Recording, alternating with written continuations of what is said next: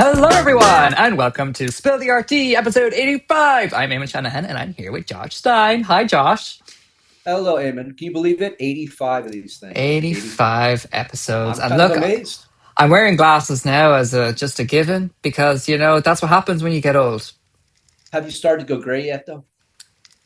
Let's not open that kind of worms. That's Oh, just no, mean. that's That's going just gray is mean. not bad. That's not That's bad. just Gray mean. itself is not bad. When you find your first gray pubic hair, that's when it's bad. Oh, dear. Oh, dear. Let's not also open that can of worms either because, who said I had any? I'm I'm just saying it can always be worse. Hmm. Yes, indeed. Yes, indeed. Josh, how was your week? Did you have a good time? My week has been very busy. I am not going to lie. I am very tired. But on the flip side, soon enough, I will have a new studio that is Yeah. 10 times the size of what I've been working in for years and years. So while relocating myself is a pain in the ass in ways I don't even want to talk about, I can say the end result of it should be something that's beneficial. So Mm. that's as good as it gets, really. Yeah, I had a little sneaky preview, everybody. It's like the most amazing light. Oh my goodness, it's going to be fabulous. If you don't Yeah, see work produced from Josh, there's no hope for him ever once he moves it's to his true. new place. If I can't do the work I want to do there, it won't be getting done, basically. Yeah. Exactly. Oh, I'm imagining like big, massive scale, Josh. Yes, I can finally work in like 30 and 40 feet of canvas at once. Yeah, it'll be Ooh, that's nice. exciting. That's exciting. Coming soon. Coming Coming soon. soon to a screen near you, Josh Stein presents his Nonetheless, immersive experience. nonetheless, we have made it through to 85 of these things. We You do. want to hear what's coming up this week? I absolutely do. I absolutely Okay. do. This week, the first Lucas Museum show. I bet you can't guess what it is. Star Wars, of course. Titanic artifacts may go up on auction. That's a controversial thing. The Met Gala weirdness. Our A-Corps are going to be a thing for artists, and London gets its first Beatles museum. All that and brand new guests are up next as we spill the art tea. Welcome to episode 85. Ooh, that sounds like a great selection of stories, Josh. And I I hope think so. we should get on with it straight away because, there's no time like the present. So let's bring on our guest. It is all the way from America, where you are, Josh. It is Peter Petter. Peter Pepper. How are you, Peter? Pepper. Peter Pepper. Hey, Peter doing good. Pepper. Peter, That's right. I told you he can't talk. I Watch can't it talk. happen I over and can't over talk. again. I can't talk. It's okay. It's okay. It's part of the charm, isn't it? Yeah, it's the British thing, right? I'm Irish, but that's okay. Irish thing. It's It's okay. it's more just an amo thing, but that's a I whole bet other that's conversation. okay. I am not morphing into the Brits. I am very respectful of them. However, I am 100% Irish. Thank you very much. Uh-huh. Peter, we've been trying to get a hold of you for the last couple of months because you're just a really exciting guest and we just had to have you on. But Peter, you've been traveling. You've been all over the world, not let alone the continent. Yeah, that's right. I've been in Asia for the past 7 months, between Japan and Thailand and Indonesia. So I Ah, just set foot back on U.S. soil, and here I am. great. But we're excited to hear about all of your adventures later on in the show. Yep. But as we always do, we're going to get straight into it and crack on with the first story. So, Josh, where are we heading to first? Peter, you're in LA, right? I'm in Florida. Oh, I thought you were in LA. Never I mind. Let's was not. the other Yeah, day. okay. You were the other day. Gotcha. Gotcha. So in LA, what just opened is the Lucas Museum, right? Mm-hmm. Can you guess what the first exhibition is at the Lucas Museum? I mean, is it really a shocker here that it's going to be, yes, what you already know it's going to be? The Star Jar Jar Wars. Binks Emporium. No, I wish like the Jar Jar Binks firing squad was an actual Lucas Museum attraction. Nonetheless, this new museum, which is, I don't even know how much money they spent on this, it's hundreds of millions of dollars. It is the ode to the vehicles of Star Wars. Mm. The ode to the vehicles. Oh, fabulous. Well, I mean, the whole museum in itself looks like a vehicle. Well, a Star Wars-esque style vehicle. Yes. It's very cool, though. This isn't the first time we've covered this museum. And when No. they were building it, right, it was talked about Yes. how it's like a vehicle floating in the clouds or something like that. Absolutely. We were talking about the ecosystem that has been created on the roof, I believe. Was that what we were talking about? Yeah, that's got a whole living garden up top. It's that part is really cool. Yeah, it And is. It's got a little again, Jetsons vibe to it. for sure, absolutely. The thing is, like, it just seems so self-promoting to me, right? Like if the whole point is to be like the Lucas Museum of things that are interesting, I'm not taking away from Star Wars, right? I like Star Wars plenty. I grew up with it. But nonetheless, I would like to see something else in the Lucas Museum beyond, say, Star Wars. Well, is it gonna? It's not going to be a permanent exhibit, is it? It's obviously they're going to No. change over. So maybe it's just the right thing to do. I suppose it is quite futuristic in its architectural styling. So I think why not pay homage to the vehicles? Well, so they're claiming that the exhibitions that are opening will trace the evolution of human culture through visual storytelling, from ancient sculptures of gods and goddesses to Renaissance paintings to photographs, comics, and modern cinema. Sounds a little. Sounds like a high aspiration here. We're talking about Star Wars, right? It sounds like donor money has to somehow show up as being well spent. Yeah, Oh, yeah. We're doing something. We're doing something for all of mankind, not just George. not just George. Except, Well, I think it would bring a lot of people in. Although I think the building itself is probably PR in itself to get people in through the door. But I feel like they're not going to be short of a few people in their opening celebration in September. yeah, I'm pretty sure. Yeah, Star Wars in motion is what they're calling this. I'm pretty sure that they'll have no problem packing this hall. Apparently, it's 100,000 square feet of exhibition Oof. space, which is Yikes. pretty large. That's And pretty of big. course, it's not going to be free. This is a museum where you have to pay to get in, and Yeah. so this You'll is another almost thing. fit your new paintings in it, Josh. When you start building at that scale, you'll almost fit them in the space. So maybe they made it just for you. They knew you were going to have the opportunity to build at large. Well, to me, this is the issue, right? Like a museum like this is going to end up charging like $45, $50 for a ticket at a minimum, just based on how New York galleries have also done the same thing, right? And so, given all the different cultural places you could put that money, like, are you going to go and spend money at the Lucas? Maybe that's why it's only Star Wars is the exhibition, right? Because at least there's a Mm. built-in audience that's guaranteed to spend that Yeah, money. I don't I know. want. You got to pay the rent for the first year. Do you think that they're going to have a section for like, some of the famous characters like Jean-Luc Picard and Data and Worf? Do you think they're going to have like, teleporter rooms and things like that? Well, that's Star Trek, not Star Wars. So Yeah, I but don't but know. Star Wars is but Star Wars Star Trek is so much more interesting to me than Star Wars. Well, I think that IP is owned by Paramount, right? So I think you have to go to the Paramount theme park in order Okay. to have the Star Trek George experience. George can work out the details. I'm just saying, get some of the good characters in there. We don't need, this Oh, Skywalker guy and all this stuff, oh dear, haters are gonna fill the comments. That's okay. We're living for it. Bring them all down. We had Chewbacca. We had Chewbacca. He Oh, was you gotta cool. love He was good. Chewie. You gotta love Chewie. It'd be good to see like a battle between Chewbacca and Worf. That would be a good fight, right? Okay. We'll watch this space. It's going to be a sequel. Peter, you're gonna head up the story for that. That's gonna be Have, your next have big movie. have you seen all those generative AI videos that are going around where they have exactly those kinds of things? You could easily make a video of Worf versus Chewie and No, whoever we're wrestling match they combating show. AI, Josh. We're combating it. Get out of I'm just here. I'm just saying it can be done. It can be done. Hmm. Anything's possible. Anything is possible now that the robots can make it. Ha! Who'd have thought robots making What can I tell robots? you? It's a bit of meta thing going on there. Boosh. Boosh. That tea Anyhow, is spilled. moving on. So we've covered the Titanic before, right? We've Mm. covered the fact that people don't actually know where the Titanic is, that they think it's out somewhere in the middle of the Atlantic and it's actually only a few miles off the coast of Canada, right? Like all kinds of things. And we all know that they have brought up all kinds of artifacts from the Titanic, right? There's been a bunch of different diving missions. There were specials on television back in the day, back when people only had 4 channels to watch, right? So here's the thing: there's like hundreds of these Titanic artifacts, and the company that brought them up is actually in, as you would say in the UK, in receivership. They Oh yes. are bankrupt. They owe Oh. millions and millions of dollars to the companies that actually did this work for them. And so they want to sell some of these artifacts. The problem Okay. is there's a ruling that says you can't sell these artifacts. And so the company's like, well, we can't stay in business unless we sell some of this, and we can't maintain the Titanic repository without doing this. So what are we supposed to do? So they're gonna sell it. So Oh, you loan it to the George Lucas Museum. see, get your commission. Get in some, yeah, exactly. Get in your rental fees.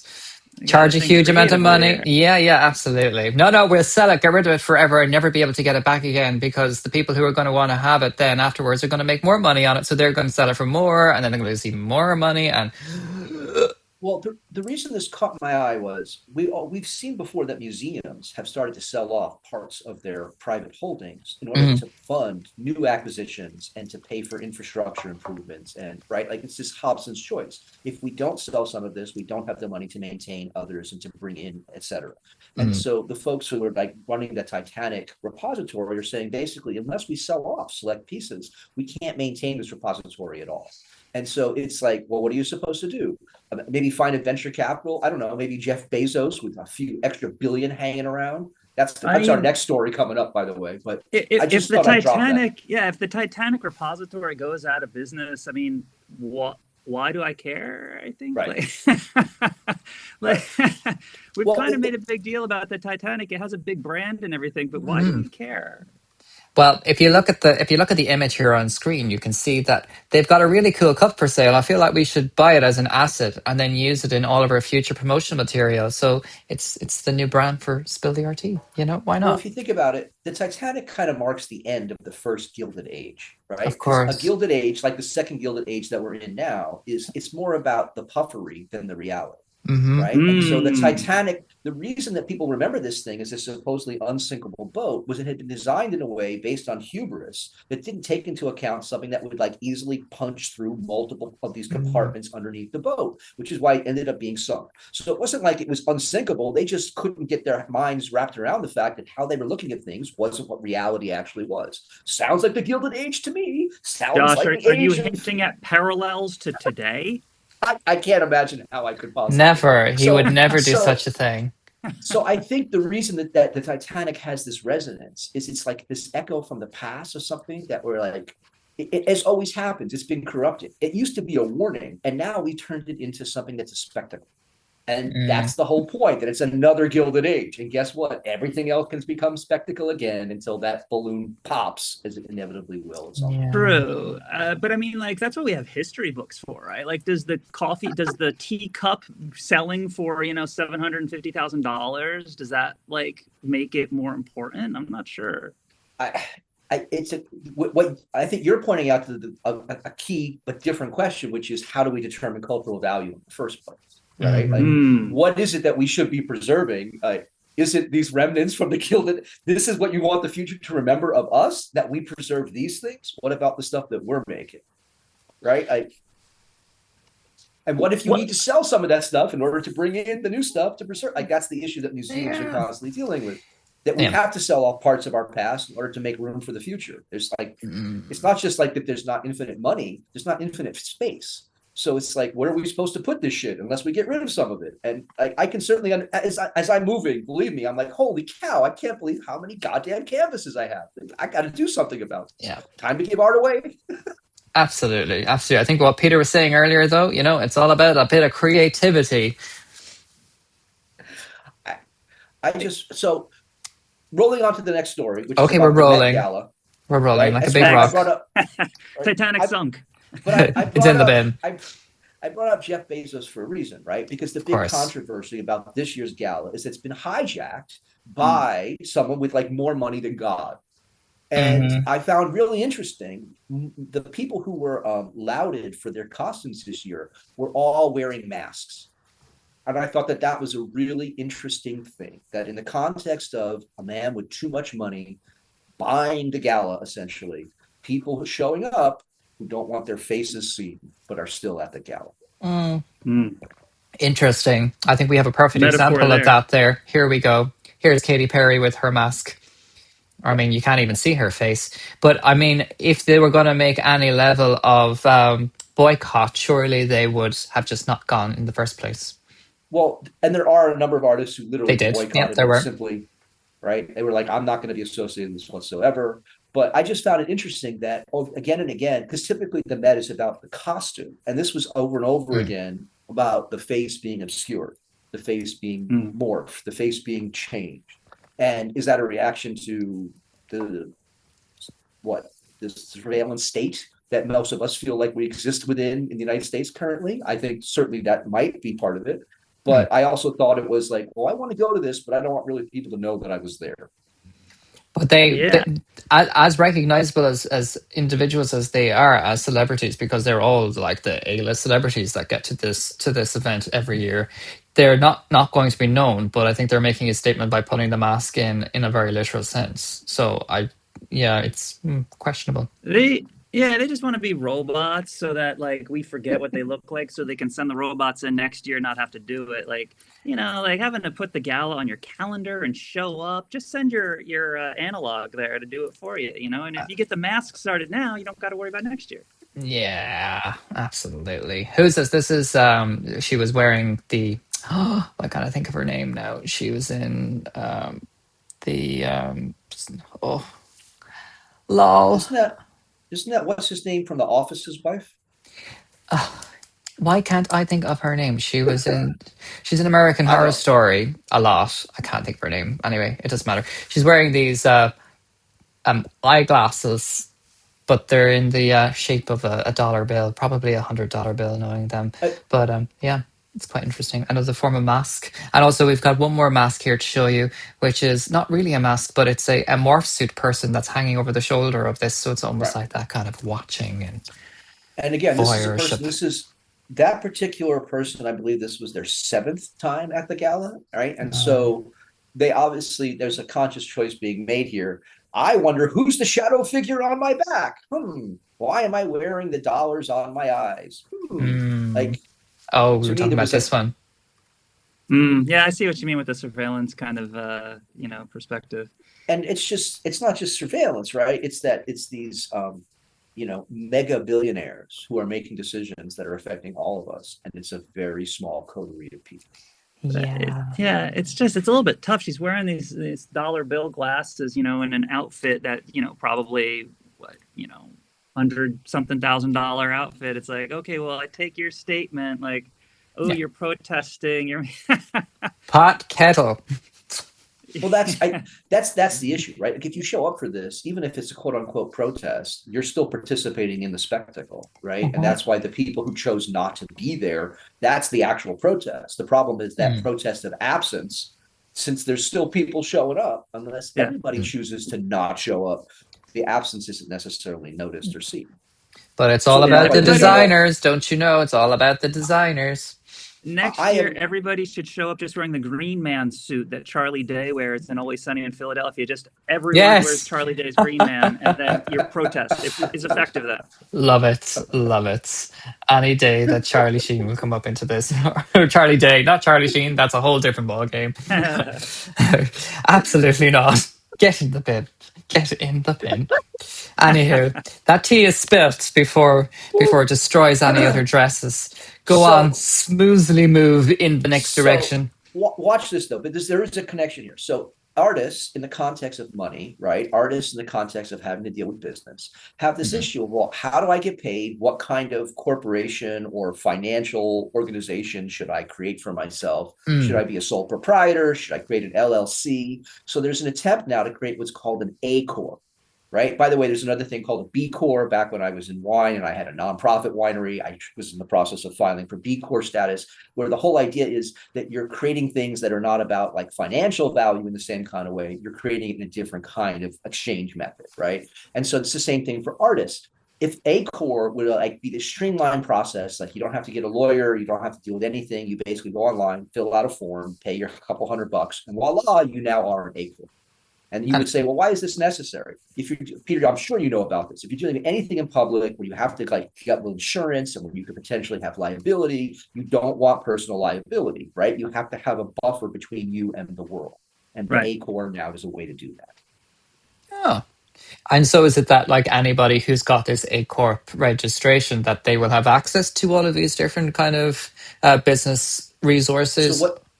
what this lets you do is essentially create that buffer with just a series of clicks and filling out a form instead of Mm. having to deal with a lawyer, instead of having to like it's more expensive for sure when you do the LLC. It's also more complicated. It takes longer. It takes time to deal with this. And this would be like a much more simplified kind of thing. And so what Because who's instigating this? Where is this coming from? So this is actually starting in Colorado, and then there's 10 other states that are looking at doing this as well. And for those that don't know, in the United States, you can then incorporate yourself. You can live in one state, but incorporate yourself in a different state, right? That's like Maryland is like the home of LLCs because everybody incorporates in Maryland because of the regs being very easy to do incorporation there. So this is like, if Colorado does this, it wouldn't matter if any other state done it because you could be living in any state and then use the Colorado license to create your A-Corp. And you would just be incorporated in Colorado instead of like Florida or California or whatever. And I'm sure in the UK there's something similar, but it's more complicated because it's a different kind of tax scheme. Peter, would this be something that would be of interest to you? I've been doing this for far too long, so I already got all my stuff established. But if I was starting out today, less clicks sounds good to me. Like, so long as it has the same protections, I think that any artist who's doing forward-facing public works should definitely protect themselves through a corporation. Yeah. And that's not just visual arts, that's any kind of creative, right? Like you want to have a buffer because there's liability issues that come up, guaranteed. Yeah, it's good for multiple reasons. It's good for your, keeping track of your business. It's good for your protections, limiting your liability for insurance. And then additionally, there's other kinds of savings that come with it, once you get involved into the business side of things. So it's good. I encourage artists out there to get incorporated. Excellent. There you go. Now we've got a whole business lesson going on in today's episode of Spill the RT. How about that? Professionalize, damn it. Look at us. We're sounding really smart. I know, right? I know. If you're living in Ireland, I don't really know much about the UK when it comes to artist benefits and such. But in Ireland, if you are living in Ireland and you are earning under 50,000 euro, as it were, you can avail of the artist exemption scheme in which you are not paying any tax on that income earned. So there's the Irish little support. So I'll throw that one out there too. Yeah, there you go. In addition to providing support for artists, just straight up money as well, by the way. Yeah. Oh, yeah. There's agility awards and there's like weekly allowances. Now I'm saying that there's only like 2,000 people that get that, but still. But also, to be clear, what's the total population of Ireland? Oh, I don't know about it. 3 or 4 million. Exactly. Yeah. And by the way, who's actually funding that? Google, Amazon, a whole bunch of other companies that are using Ireland as a tax haven. Absolutely. So, come on over. Pay our artists. Fantastic. Right? I'm just totally here for it. There is nothing clean. There is no clean space anymore. It doesn't exist. You just have to find your niche that is least. Well, do you know what? If they're going to pay for my little piece of art, then I don't care. That's fine. Call it dirty money, if you will. At least I get to keep a roof over my head. Isn't that it? There you go. That's so it. Speaking of roofs, look at that, a nice segue for you. Boofing. Off we go. Whoa. Off we go to London, of all places. Now, you remember the very last Beatles concert, the live public concert that was done on the rooftop of Savile Row, right? Mm-hmm. Everybody remembers it's been featured in documentaries. Okay. So that building actually is a museum. And it's been closed and is now going to become fully open to the public. All 7 stories of it, including the roof. They're going to turn it into this extravaganza of Beatlemania, if you will. And what I found interesting was because I lived in Liverpool. It gets played up, but not in a completely touristy way in Liverpool. This is going to be a much more, obviously, by being in London, it's going to be a touristy, bigger thing than previously. And I also thought it was kind of weird that there is no like Beatles museum in London until now. Like, this is the first one. You'd think, given wasn't it Apple that bought this? A-Corp, yeah. A-Corp. Not Apple, the corporation. A-Corp that was founded by the Beatles. Interesting. See, that's news I didn't know now. Look, there's a new bit of learning today. This is a bit of music trivia history. But not Apple Inc., A-Corp. When the Beatles did their version of incorporation, like we were just talking about, the buffer they created themselves was called A-Corp. And that was the buffer for everything that they did. So here's a real life case study. Was it back in the day when they founded it? Was it called Apple originally? Was it, or was it A-Corp from the beginning? From the beginning, it was called A-Corp. Yeah. Okay. Because they did have some legal stuff with Apple getting involved when Apple got music. And that's why, right? And they were like, no, this is our space. You can't have this. Sorry. Mm-hmm. Ha-ha. A lot of Mhm. museums happening. What is this all about? You think there's a trend with these museums popping up right now? Is this relevant timing wise? Do we need to start a museum People with Doing this money have time. to put the money someplace. Uh, someplace before it? yeah.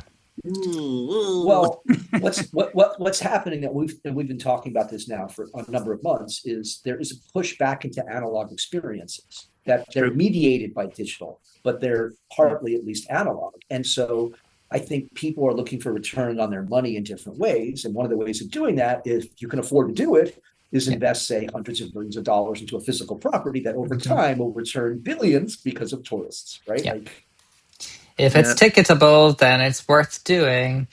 See, Yeah. this apparently Tickets, so. tickets, Apparently and so. membership fees are a great business model. memberships. Wow. Uh, They Well, are awful. it's a funny thing. On the education side of things, almost every Western country is approaching what's called the education cliff because there's far fewer students who are going to be going to college in yep. the next 20 to 30 years, just Mhm. population wise. They're just not Yep. there. At the same time that that's going down, we know that hundreds of schools are going to close. What's opening is hundreds and hundreds of these kinds of experiential halls, if you will. I don't even know what to call them otherwise, like because they're Hmm. not just museums; they're about culture rather than just like Yeah. preserving the past. And so, I don't know what to make of that, but it's definitely a weird kind of It's a shift. balancing. Mm. Yeah, It's good though. I think bring back the live experiences. I know sometimes it takes a lot of investment from people who have the money to spare, but hopefully it gives people a want to be able to go out into seeing things physically.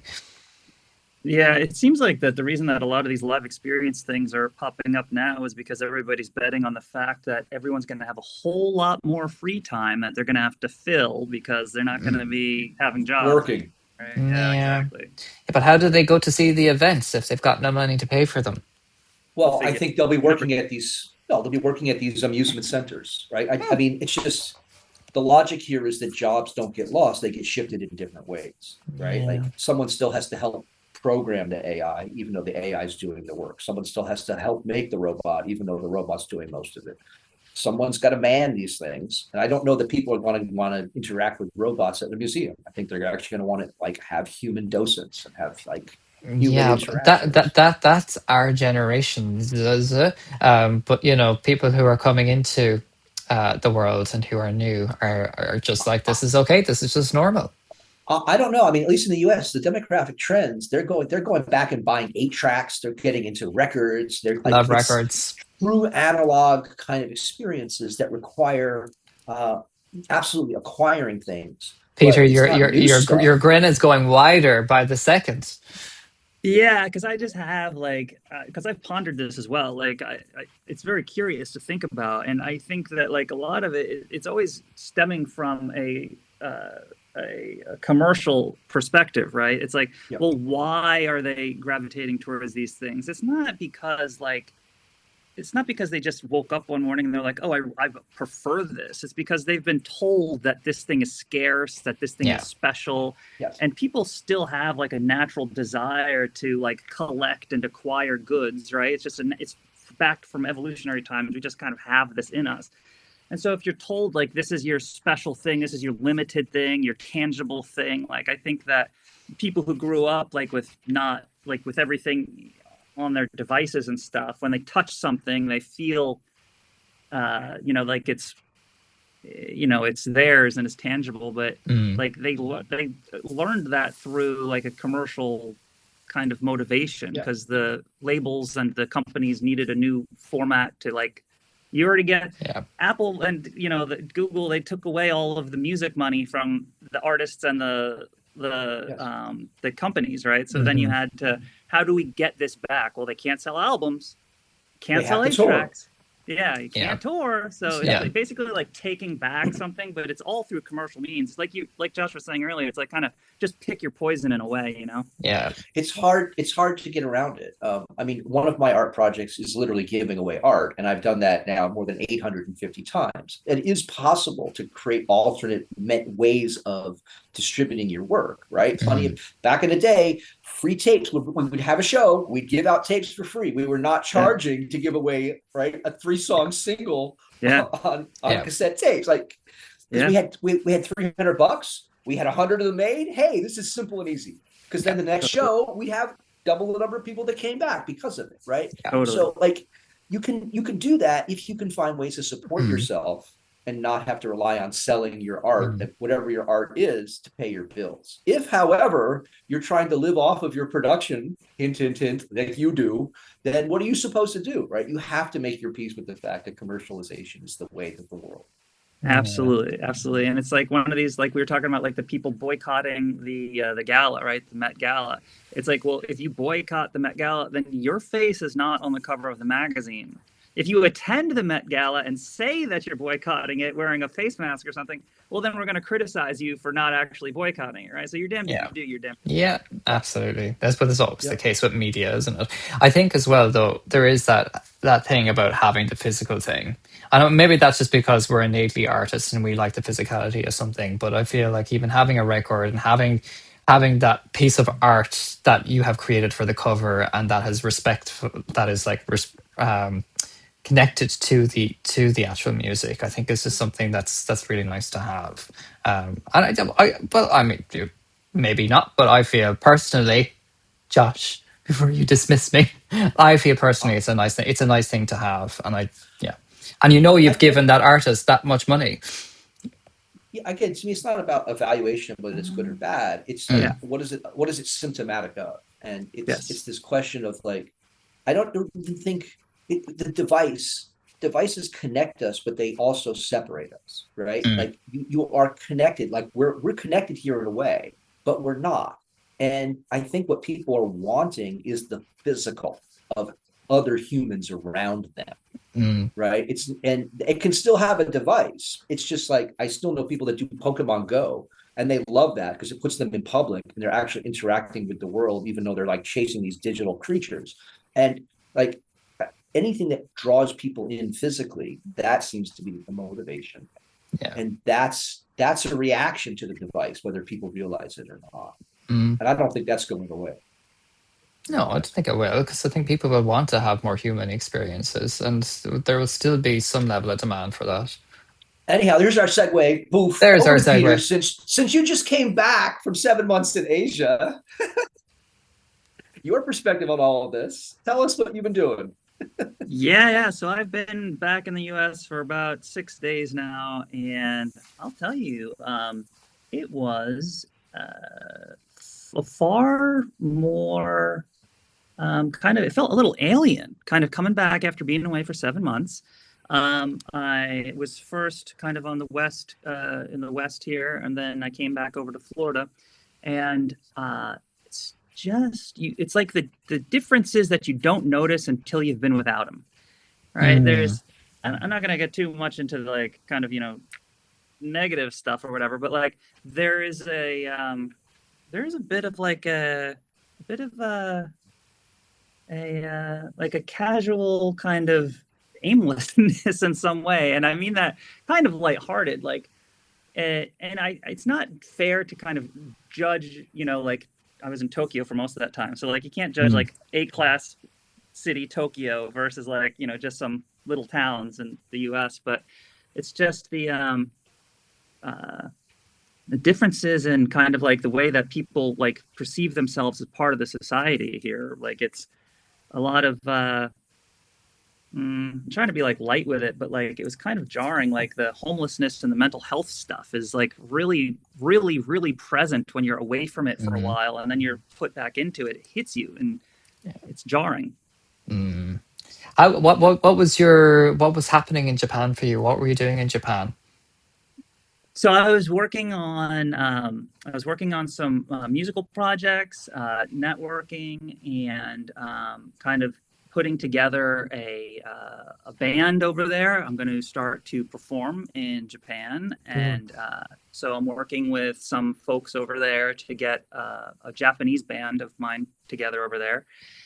And so it's been super exciting. Really talented people out there, really passionate, really motivated, and really just you've probably heard, artists are flaky, but in Japan, like they're not flaky. They're like, it's very serious. So it's positive. Yeah. Well, one of the things that's been impacting creatives of all kinds here in the US in the last couple of years has been AI, LLM, those kinds of things. Did you see that in Japan as well? Are the creatives there as panicked as they appear to be in the US and the UK? I did attend a few tech events over there and interacted with a ton of creative people, and um, in different ways, like the creatives weren't worried about AI. It seemed like just in general, the AI is not the number one discussion like it is in the US or, kind of in the West. And uh, in the US, you can't talk to anybody about anything and have it not come up. And there's a lot of fear of it here. One of the things that I was speaking to a fellow who's a CTO of a big tech corporation over in Japan, and he was saying that the exposure in Japan to they call it the SaaS apocalypse, which is like basically software, right? Okay. Like in Oh, the US, SAS apocalypse. yeah, Yeah. SaaS, software as a service. Software as a service. Yeah. Yeah. So in the US and in the West, like we have a huge exposure to software companies, right? Everything, like so much of the economy in the US is made up of software. And well, Japan, it wasn't, because they just never got on the boat, right? They didn't have like none of the big tech companies are Japanese, sadly, to some extent, the big, and so their exposure to that being affected by AI is low. And so that has a trickle down effect to like everybody in the US is somehow going to be affected. Your parents' pension is heavily invested in SaaS companies, right? So much is affected by this when like 20% of the US economy is made up of software, essentially, some form of tech software, right? But Japan's just not worried about it in the same way. And so they have less of an immediate threat. So therefore, I think in some way it's caused them to have less of like this looming concern of AI being like this next trend, because AI indicates the basically, the obsolescence of standard software. So, yeah, the creatives over there didn't seem very affected by the AI stuff, but here I can't. It's like a yell, like everybody's screaming about it.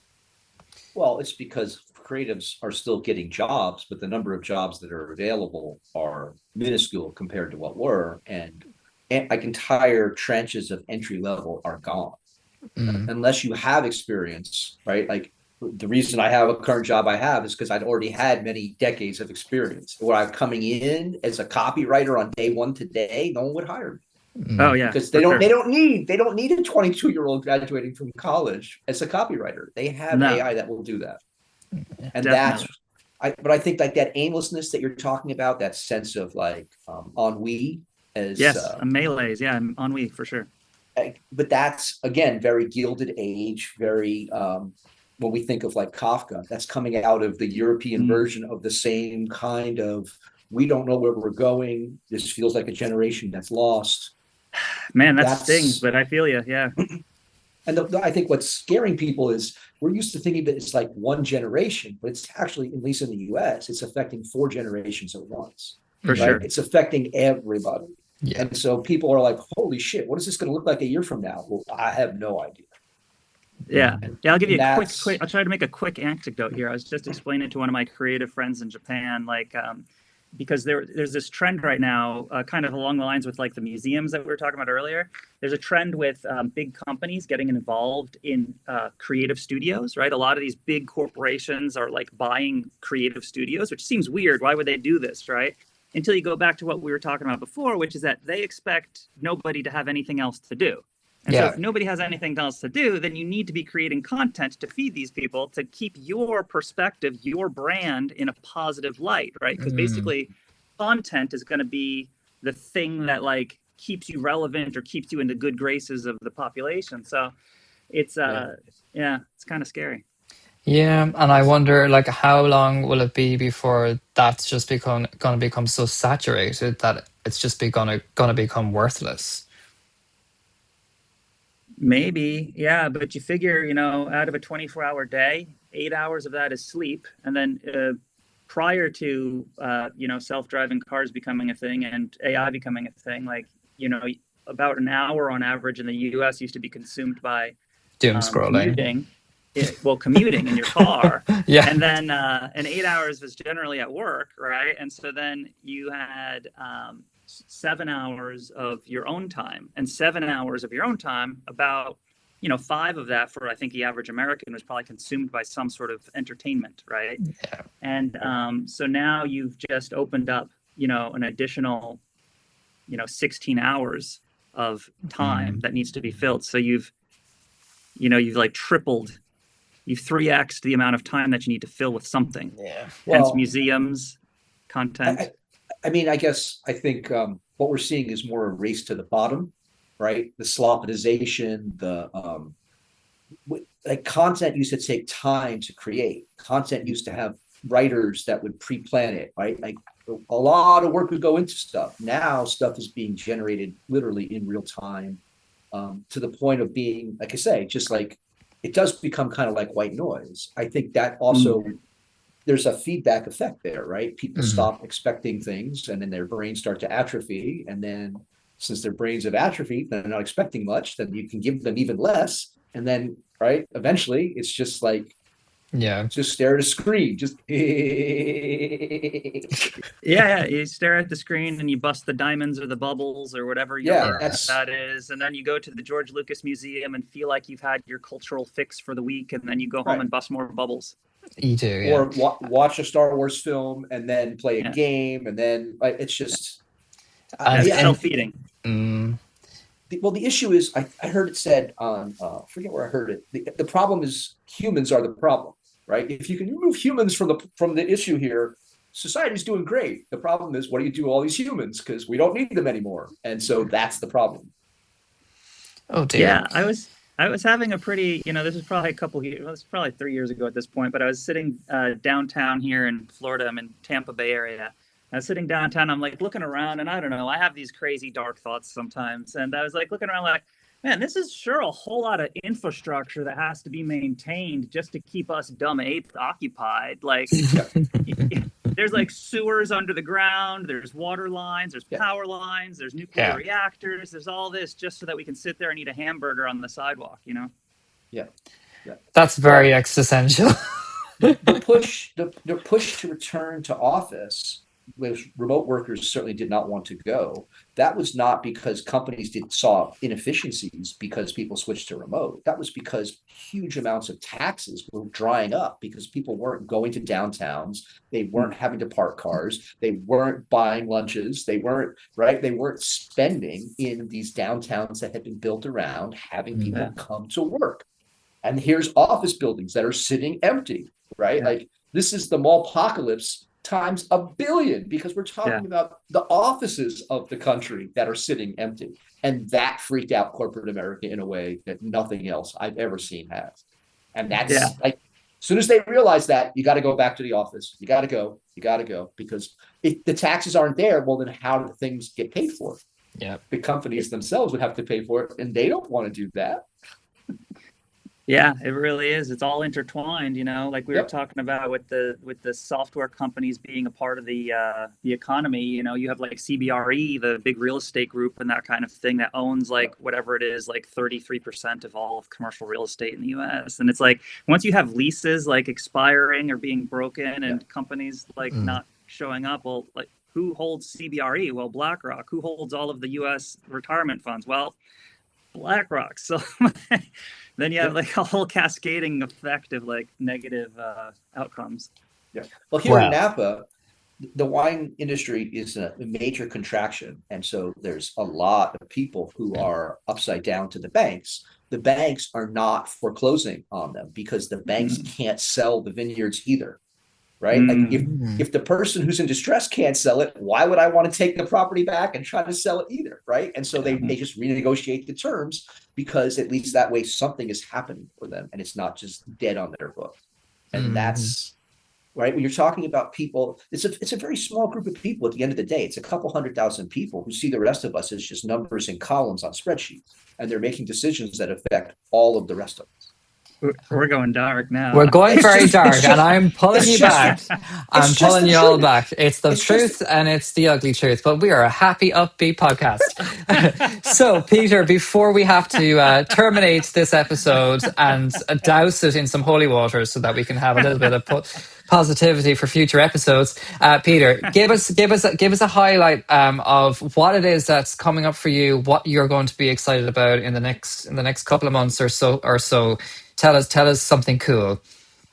Yeah, so I just dropped a new track. It's called We're From Florida. It's on all the streaming services right now. Super Great. excited about that. That's going to be the feel good song of the summer, I hope. Like, that's my goal with Amazing, that. amazing, Yeah. amazing. We're going to get it to number one for you. Everybody go and listen to Yeah. that. Come on, guys. We can do it. We'll put a link to that in the bio for people to listen to it. And I suppose that's across all of the streaming services.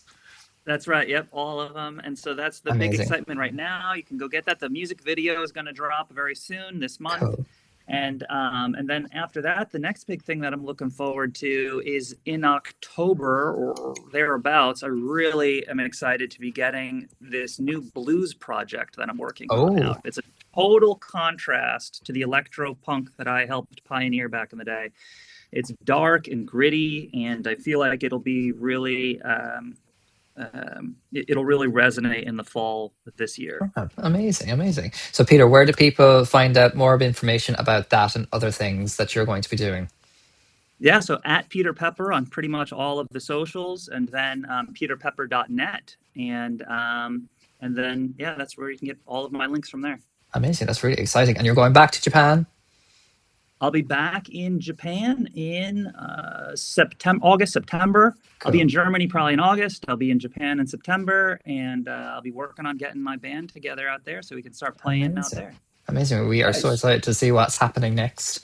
So if you are promoting something, give us a tag and we'll reshare it and get it across our own social channels as well so that we can keep everybody in the loop as to what's happening next. So Peter Pepper, that's really cool. Thank you very much, Peter. That's amazing. Yeah. We've had a Thank lovely you, guys. time with Yeah, you. this has been a whole lot of fun. Yeah, thank you guys. I didn't Great. expect us to take all those twists Thank and you. turns. I know, it's a roller coaster ride.